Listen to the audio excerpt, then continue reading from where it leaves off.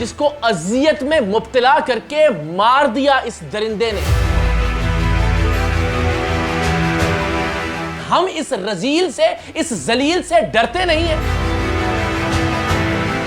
اب میری زندگی کا مشن ہے اس بدبخت فتنے کا خاتمہ۔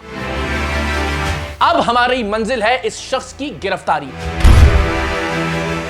بسم اللہ الرحمن الرحیم، السلام علیکم۔ میں آپ سب کو اللہ اور اس کے پیارے نبی صلی اللہ علیہ وآلہ وسلم کا واسطہ دے کر یہ ریکویسٹ کر رہا ہوں کہ 1.5 سے 2 منٹ کی ایک ننھی معصوم گڑیا کی یہ ویڈیو ضرور دیکھیے گا۔ میں نے آج سے پہلے کبھی یہ درخواست نہیں کی کہ میرے چینل کو سبسکرائب کیجئے، مجھے فالو کیجئے۔ میں آج بھی یہ ریکویسٹ نہیں کر رہا، صرف منت کر کے آپ سب سے یہ درخواست ہے کہ پلیز 1.5 سے 2 منٹ کی یہ ویڈیو دیکھیے۔ آپ کو سمجھ میں آ جائے گا کہ مجھے تکلیف کیا ہے، مجھے کس چیز کی اذیت ہے، مجھے کس چیز کا دکھ ہے، اور میں کیوں چاہتا ہوں کہ حق خطیب نام کا فتنہ اپنے اختتام کو پہنچے۔ یہ ویڈیو ملاحظہ کیجئے۔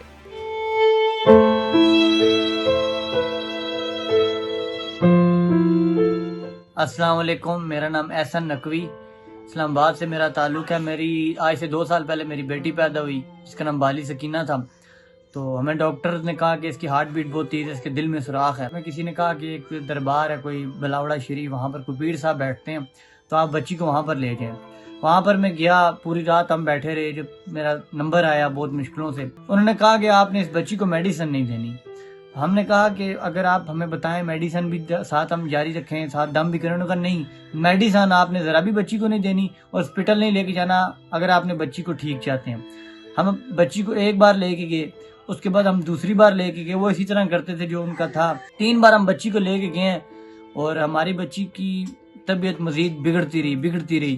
آخر میں ہماری بچی کی گھر میں ہی ایسی کنڈیشن ہو گئی، سانس بالکل بند ہو چکا۔ اس ٹائم ہم ہاسپٹل لے کے گئے، بچی ہماری ڈائریکٹ وینٹیلیٹر پہ چلی گئی۔ میری بیٹی کی ڈیتھ ہو گئی ہے۔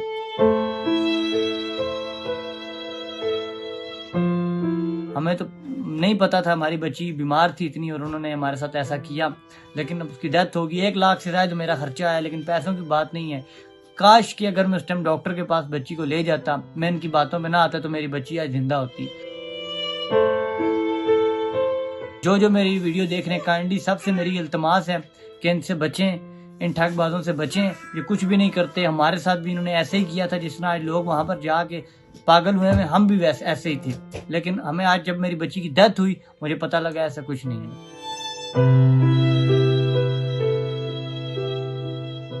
تو جناب آپ نے دیکھا کہ ایک ننھی معصوم گڑیا جس کو اذیت میں مبتلا کر کے مار دیا اس درندے نے، اس بھیڑیے نے۔ اس معصوم کی زندگی بچائی جا سکتی تھی اگر اس کا باقاعدہ علاج کروایا جاتا۔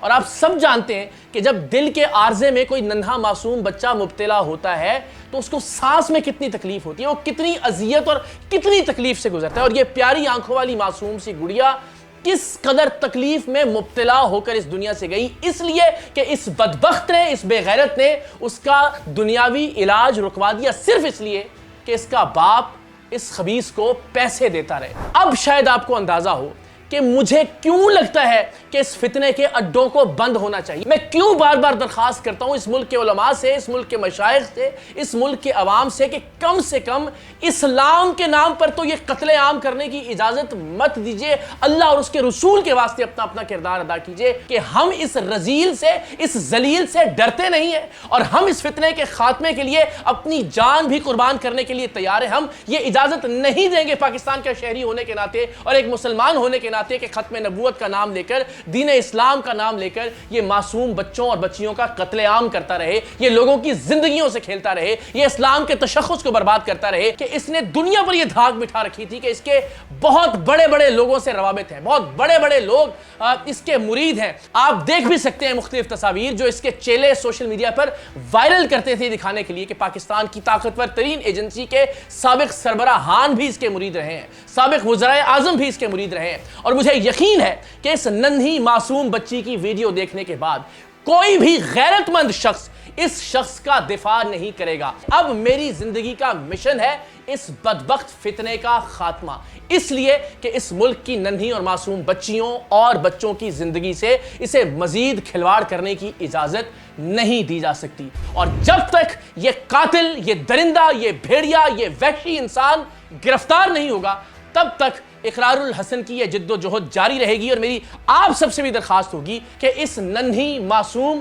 اور پیاری آنکھوں والی گڑیا کے قتل کا بدلہ لینا ہے قانونی طور پر، اس درندے کو، اس شیطان کو اس کے انجام تک پہنچا کر۔ ہر دن اسے بے نقاب کریں گے، ہر رات اس کے لیے عذاب بنائیں گے تاکہ یہ سو نہ سکے، اسے اندازہ ہو کہ اس نے کتنا ظلم و ستم ڈھایا ہے لوگوں کے اوپر، اور اس کے تن پر اگر کوئی عزت کا کوئی ایک آدھ چیتھڑا باقی بچ گیا ہے تو انشاءاللہ العزیز ہم اسے بھی نوچ کر اتاریں گے اور دنیا کو اس کا اصل چہرہ دکھائیں گے کہ یہ شیطان اپنے چند روپوں کی خاطر اس ملک کے معصوم بچوں، اس ملک کے معذور افراد اور اس ملک کے مجبور مریضوں کی زندگیوں سے کھیلتا رہا ہے۔ انشاءاللہ العزیز آپ کا اختتام بھی اذیتناک ہوگا۔